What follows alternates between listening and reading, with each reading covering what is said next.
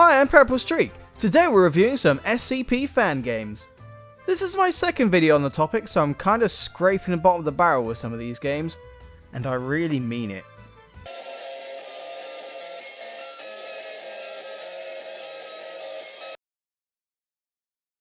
Right, let's get this over with.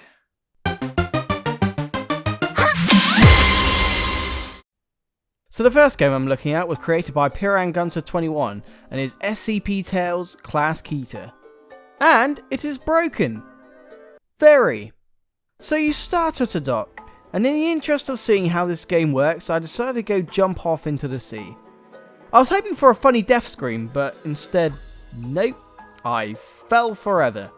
It's been less than a minute and I already have to force quit this game. The first positive thing I'll say about this game is that I noticed the burning wreckage of a ship that my character must have come from, and I thought that was kinda neat. The question of why this burning ship's not sinking didn't really dawn on me till I began writing this script, but we'll just go ahead and ignore that. The next thing to grab me was the fact that when I reached this door, I teleported inside. No transition or anything, just there. And I literally mean teleport, because I assumed I came from this staircase here, so I didn't bother going up there straight away, and when I did, I found out I couldn't progress unless I did, as it isn't where I came from at all. It's a brand new area. Also, check out the enemies in this game.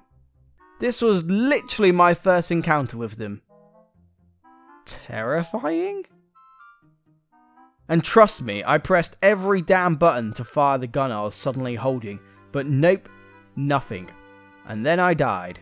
And I must commend this game for its sense of realism when it came to dying though, because you don't respawn or get a game over or anything like that, you just bleed out till you either task manager your way out of the game or accidentally access spectator mode like I did. Woo! Now I'd normally give up at this point. The gun wasn't working and I didn't know what to do. But after my last video where I didn't know what I was doing and people told me I was playing the game all wrong, thanks for watching by the way, stick around. I decided it'd be best if I avoided that and see if I'm missing something. Turns out the gun was a little bugged and I had to access it by pressing 1 instead of before when it just appeared after I interacted with something. So armed with this knowledge, I took them down. Ah, yes. I love it when enemies show no indication that they're taking damage then disappear. It's incredibly satisfying combat. Anyway, a nice little cutscene plays, then I'm faced with the boss, who also disappears once dead. The ending screen is just the diarrhea cherry on this turd sandwich. After a brief explanation from command, you realise that you worked with a very high intelligent and secret organisation to protect anomalous content called SCP Foundation. I'm sorry. What? Care to explain? My boss had to remind me I work for them? How am I only realising that I have a job after fighting this excretory worm? Oh, I don't care, please, let's just move on, I have a headache. So the next game is a short one. A very short one. It's SCP-1025 by Crazy Games, and as far as I can tell, SCP-1025 is an encyclopedia on diseases, and whatever you read, you get. So you pick up the book a few times, you cough and you wheeze, and eventually you open the book onto cardiac arrest and die. Simple enough, not much to mess up. So tell me, why was the table painted in MS Paint? There's so little to this game. The menu? Not bad. Loading screen? Aced it. The only screen in the actual game? Just let your 5-year-old son do it. It's a neat concept, but there's not really much else I can say about it, so next. The next game is called SCP Containment Breach Sanic Edition, and I really don't know what I was expecting with this one.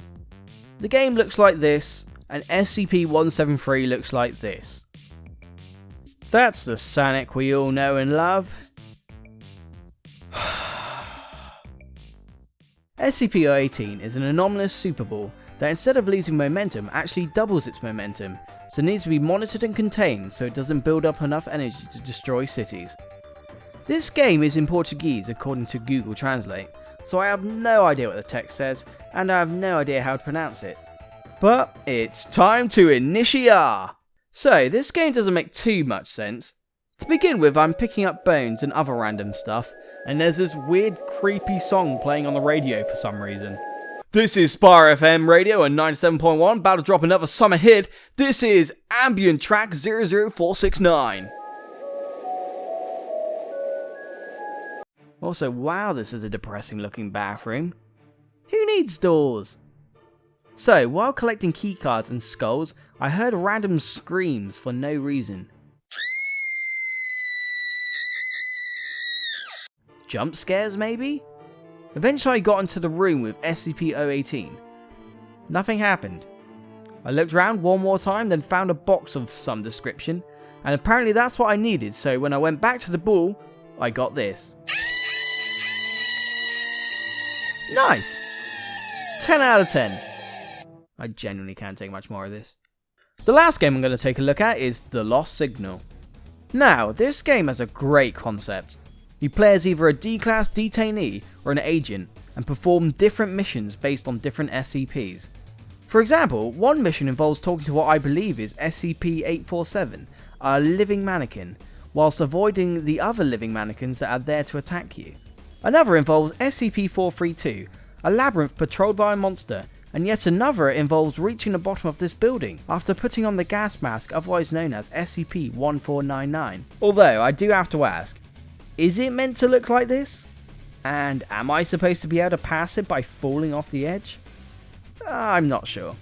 Anyway, after you've done a few missions as D-Class, you then unlock enough points to play as an actual agent. This looks like a pretty fleshed out game, and may be worth a more in-depth look in the future, but as it stands, I got stuck on my first mission. The idea is that the man we find has been walking away from this tower for 4 years, and as you walk towards it, you get no closer and keep running into the same guy. Only problem is, I didn't know what the hell I was meant to be doing. I even looked up the SCP it's based on, hoping there'd be some kind of secret walkthrough there, but nope.